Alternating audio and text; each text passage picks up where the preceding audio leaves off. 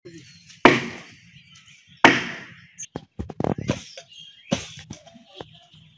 আলাইকুম। কমবেশি আমরা সবাই জানি সুপারি কৃষিক্ষেত্রের অন্যতম একটি লাভজনক ফসল। সুপারির বাজার মূল্য সবসময় স্থিতিশীল থাকে, যার জন্য সুপারি চাষে বা সুপারির বাগান তৈরি করলে লসের সম্ভাবনা একেবারে নাই বললেই চলে। আরো মজার ব্যাপার হচ্ছে একটি সুপারির গাছ প্রায় 30 থেকে 40 বছর পর্যন্ত ফলন দেয়। তার মানে একজন মানুষ যদি 20 থেকে 30 বছর বয়সে একটি সুপারির বাগান তৈরি করে, তাহলে সে বাকি জীবনের প্রতি বছর সেই বাগানটা থেকে নির্দিষ্ট পরিমাণ একটা অর্থনৈতিক সাপোর্ট পেতেই থাকবে। তো আজ আমরা 5 শতক এই জায়গাটাতে একটি সুপারির বাগান তৈরি করব এবং ছোট্ট এই ভিডিওটাতে সুপারির বাগান তৈরির বিভিন্ন গুরুত্বপূর্ণ বিষয় এবং এখানে কত পিস চারা লাগে, মোটমাট কত টাকা খরচ হয়, বিস্তারিত খুঁটিনাটি বিষয় সম্পর্কে আলোচনা করার চেষ্টা করব ইনশাআল্লাহ। তো চলুন শুরু করা যাক।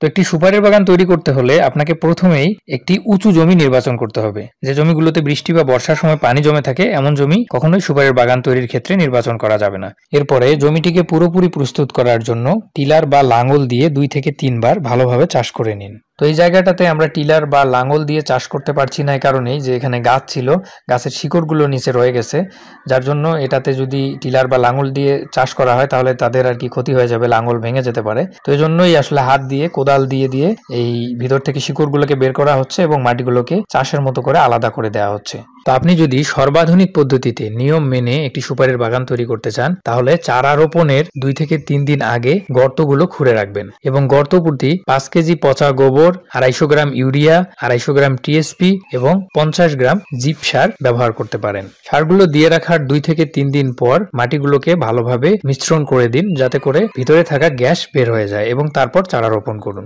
তো আমরা এসবের কিছুই করব না, আমরা সরাসরি এখানে চারা রোপণ করব। শুধু সার হিসেবে আমরা জৈব সার প্রয়োগ করেছি, অর্থাৎ গোবর আমরা এখানে পর্যাপ্ত পরিমাণে দিয়ে রেখেছি পুরো জমিটাতেই। তো সেখান থেকে উপরের অংশের মাটিগুলোতে যেহেতু গোবরের মিশ্রণ আছে, তো উপরের অংশের মাটিগুলো আমরা নিচে কিছুটা মাটি দিয়ে, গোবর মিশ্রিত মাটি দিয়ে চারাগুলোকে সুন্দরভাবে রোপণ করতেছি এবং চারপাশ দিয়ে যে কোনো কিছু দিয়ে মাটিটাকে চাপ দিতে হবে, যাতে ঝড় বা বাতাসের মধ্যে গাছগুলো উপড়ে পড়ে যেতে না পারে। যে কোনো বাগান তৈরিতে কিংবা যে কোনো ফসলের ক্ষেত্রে ভালো মানের বা গুণগত মানের বীজের বিকল্প কিন্তু কিছু নেই, যার জন্য চারা নির্বাচনের ক্ষেত্রে অবশ্যই ভালো মানের এবং সুস্থ সবল চারা নির্বাচন করতে হবে। এখানে চারা থেকে চারার দূরত্ব রাখা হয়েছে 5 ফিট পর্যন্ত। আপনি চাইলে এই দূরত্বটাকে কম কিংবা বেশি করতে পারেন, আপনার জায়গার উপর সেটা নির্ভর করবে। আমরা এখানে 60টি চারা এনে রেখেছি, আমাদের ধারণা যে এখানে 50 থেকে 60টি চারা হয়তোবা ধরবে। তো দেখা যাক শেষ পর্যন্ত কি হয়। চারাগুলো ধীরে ধীরে রোপণ করা হচ্ছে আলহামদুলিল্লাহ। এখন এই চারাগুলোতে কিছু ডালপালা যেগুলো আছে, মানে উচ্ছিষ্ট যে ডালপালাগুলো আছে, যতটা সম্ভব এগুলো কেটে দিতে হবে।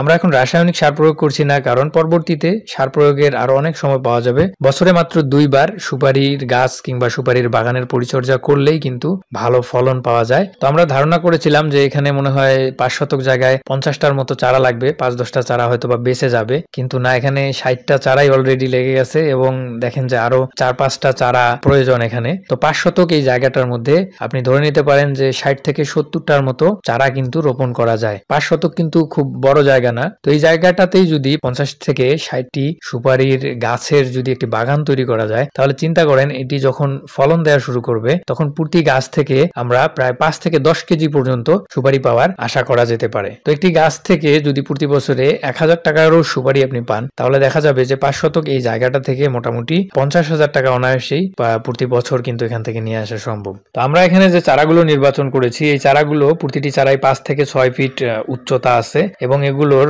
বয়স মোটামুটি 1.5 থেকে 2 বছর হয়ে গেছে অলরেডি। তো এই ধরনের এই বয়সী চারা কিনতে গেলে আপনার 70 থেকে 100 টাকা করে লাগতে পারে প্রতি পিস চারার জন্য, যদিও এটা বিভিন্ন এলাকার জন্য বা স্থান বিশেষে এর দামটা কম বেশি হতে পারে। তো 60টি চারা আমরা যদি 100 টাকা করেও হিসাব করি সর্বোচ্চ দামে, তাহলে মোটামুটি 6000 টাকা। এদিকে আপনার যেমন চাষ ব্যবস্থা, গোবর সার প্রয়োগ কিংবা রাসায়নিক সারও যদি আপনি প্রয়োগ করেন, পানি দেয়া, জায়গাটাকে ঘেরা, অল এভারেজ আমরা যদি ধরি যে 5 শতক জায়গায় 10,000 টাকা লাগবে না, কিন্তু সর্বোচ্চ 10,000 টাকা খরচের মাধ্যমে একটি সুন্দর বাগান, সুপারির বাগান আপনি তৈরি করতে পারবেন, যেটা লং টাইম আপনাকে অর্থনৈতিক সাপোর্ট দিবে। কিংবা আপনার বাড়িতে, আমরা অনেকেই বাড়িতে সুপারি খাই, বাড়িতে সুপারি কিনে খেতে যে টাকাটা লাগে এটাও কিন্তু অনেক। তো এই ধরনের একটি ছোট্ট বাগান যদি আপনি তৈরি করতে পারেন, তো সেটা আপনার বাড়ির চাহিদাকে মিটিয়েও অর্থনৈতিক একটা সাপোর্ট দিতে পারবে ইনশাআল্লাহ। তো এই সুপারির গাছ কিন্তু ছাগলের খুবই পছন্দের একটা জিনিস। আপনি সুপারির চারা বা গাছ রোপণ করবেন, এগুলো ছাগল ধরে টান দিয়ে একেবারেই শেষ করে ফেলবে। আর এটা যেহেতু আমরা যেখানে বাগানটা তৈরি করতেছি, এখানে যেহেতু এটা উঠোন বাড়ির, এখানে ছাগল সবসময় থাকে কিংবা গরুর ছোট বাচ্চাগুলো সবসময় ছেড়ে দেওয়া থাকে, যার জন্য এই জায়গাটাকে ঘিরে ফেলতে হবে এবং চারা রোপণ হয়ে গেলে আপনি বাগানটাতে এক ঢালা পানি দিতে পারেন কিংবা বালতি দিয়ে আলাদা আলাদাভাবে পানি দিতে পারেন, সেটা আপনার সুবিধার উপর নির্ভর করবে। তো এভাবেই খুব সহজে আপনি চাইলে একটি সুন্দর সুপারির বাগান তৈরি করতে পারেন, যেটা লং টাইম আপনাকে সাপোর্ট দিয়ে যাবে ইনশাআল্লাহ। ভালো থাকবেন, সুস্থ থাকবেন, চ্যানেলটি সাবস্ক্রাইব করে আমাদের সাথেই থাকবেন। আল্লাহ হাফেজ।